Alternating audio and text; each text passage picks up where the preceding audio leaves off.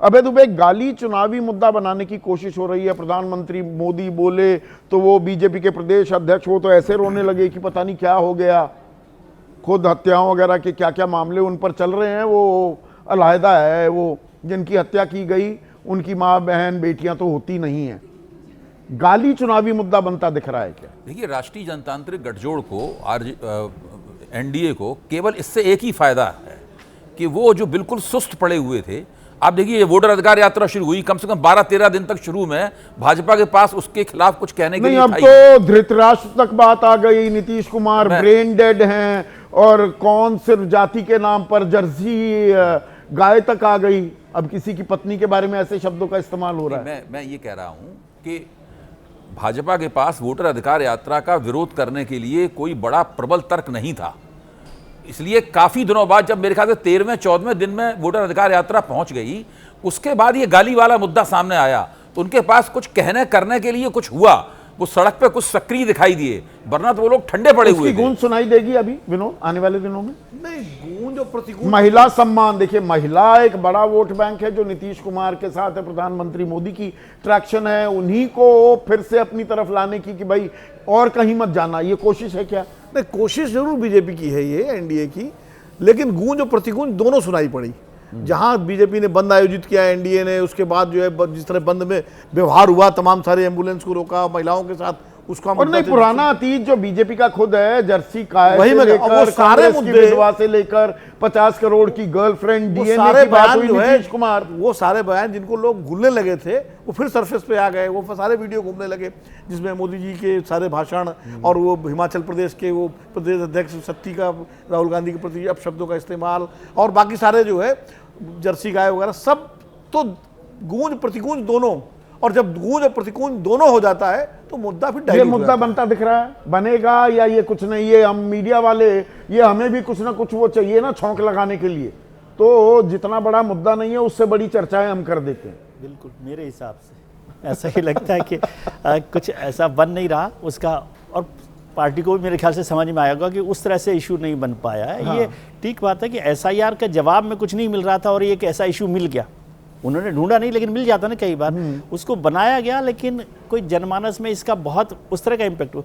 एक चीज़ को याद कीजिए, मतलब मैं इसको खारिज इसलिए नहीं कर सकता क्योंकि याद कीजिए बंगाल का चुनाव, दीदी और दीदी, हाँ, तो उसने भी पूरा इलेक्शन बदल दिया था। लेकिन आज उदाहरण भी आज है, वैसा माहौल उसको लेकर नहीं है गाली को। कर्नाटक में 109 गालियों की फेहरिस्त निकाल कर लाई थी बीजेपी, प्रधानमंत्री मोदी ने 10 दिन मुद्दा बनाया, 65 सीटें आई, 135 कांग्रेस ले गई।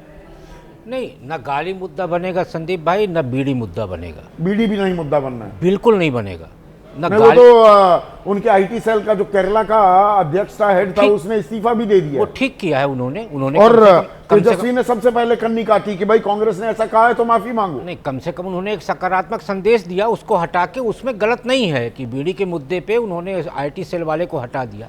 लेकिन बिहार के चुनाव को आप भी लंबे समय से देख रहे हैं, मैं भी लंबे समय से देख रहा हूँ। बिहार के चुनाव में 1912 में जब बंगाल से बटा, उसके बाद जब वहाँ पे जो जातिवाद का जो नींव डाली गई, उसकी दीवार इतनी ऊंची हो चुकी है कि अब उस दीवार को लांघने के लिए आपको जाति की सीढ़ी पार करनी ही पड़ेगी।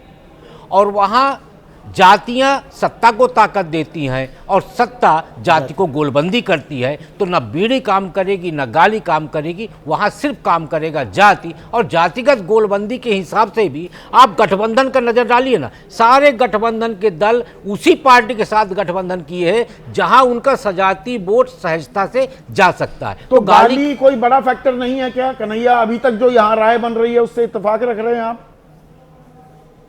नहीं नहीं, ऐसी नहीं है। जातीय सोच कम हो रहा है।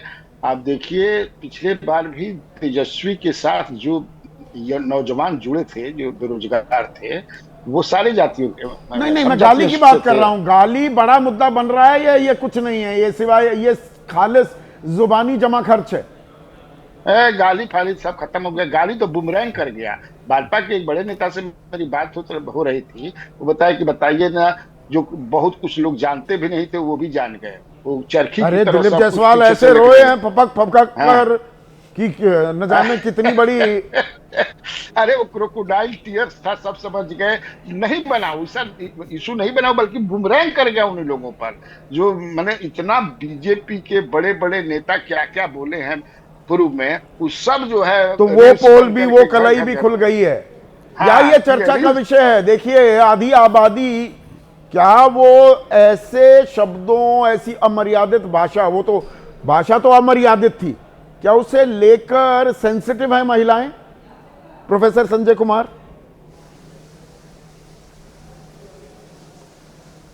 नहीं, देखिए, कोई भी अमर्यादित भाषा का प्रयोग होता है, शब्द का प्रयोग होता है, तो लोगों तक वो आवाज़ तो जाती ही है। लेकिन मुद्दा बनाने की जो कोशिश की गई वो मुझे नहीं समझ में आ रहा है कि ये कोई मुद्दा नहीं बना। तात्कालिक ये चीज़ें दिखी, लेकिन जो बैकफायर किया कि अगला दिन जो इन लोगों ने बंद का आह्वान किया 4 तारीख को, उसमें बंद में सहभागिता सब लोगों की नहीं रही। और कुछ जो तस्वीरें आई, कुछ प्रेग्नेंट महिलाएं जो जा रही थी उनके साथ जिस तरह से रोका गया, या कुछ और महिलाओं के साथ, तो ये मुद्दा लोगों को अपील नहीं किया कि भाई ठीक है, कोई विक्षिप्त सा व्यक्ति कहीं मंच से चढ़ के गाली दे दिया, इसका ये मतलब नहीं है कि कोई पार्टी या कोई गठबंधन किन्हीं को नहीं, पर वो सिलसिला तो अब आगे, अब और नेता, मैं नहीं समझता हूं। ये तो कोई कार्यकर्ता था, किसका था वो भी अच्छी तरह से एस्टैब्लिश नहीं हो पा रहा है आशुतोष। पर अब तो बड़े बड़े नेता भी जैसे शब्दों का इस्तेमाल कर रहे हैं, मतलब जुबान संभाल के, तो वो तो सब भूल गए। देखिए संदीप, अगर राजनीति में अभिनय के लिए अगर कोई ऑस्कर का अवार्ड होता तो प्रधानमंत्री जी हैंड्स डाउन जीत जाते। लेकिन इस दिक्कत क्या हो गई कि इस बार उनकी फिल्म ही फ्लॉप हो गई, तो वो अभिनय भी किसी को समझ में नहीं आया। अरे गाली कोई नई बात है क्या प्रधानमंत्री जी के लिए? 2002 से अगर आप देखते रहिए, सोनिया गांधी के लिए किन किन शब्दों का इस्तेमाल नहीं किया भाई उन्होंने। सोनिया क्या बोला? कांग्रेस की एक विधवा, जर्सी काऊ, हाइब्रिड बच्चा, मतलब there is a long list. लो, तो कितने दिन लोग उसको सुनेंगे? और दूसरी बात, टेलीविजन चैनल्स पर नीतीश कुमार ने जब डीएनए पर सवाल उठाया, बाकायदा एक लंबा पत्र लिखा था जो सार्वजनिक भी हुआ। बिल्कुल संदीप, देखिए एक चीज हमें समझना चाहिए कि टेलीविजन चैनल्स के कुछ एंकर जरूर उसको बहुत बड़ा मुद्दा बनाने की कोशिश करते हैं, लेकिन आज की दुनिया जो है वो फेसबुक पे है, वो सोशल मीडिया पे है, और वो रील्स देखती है। और वहां पे इस बार जितने बड़े पैमाने पर प्रधानमंत्री के पुराने गालियों की भरमार दिखाई पड़ी, 5-5 सेकंड में, 10-10 सेकंड में, उसने पूरे फिजा को बदल दिया। तो ये, और दूसरी बात है, गाली से कभी कभी किसी चुनाव का निर्णय नहीं होता है। निर्णय जो होता है वो सरकार के खिलाफ लोग वोट देना चाहते हैं, बिल्कुल, गाली बड़ा मुद्दा नहीं है।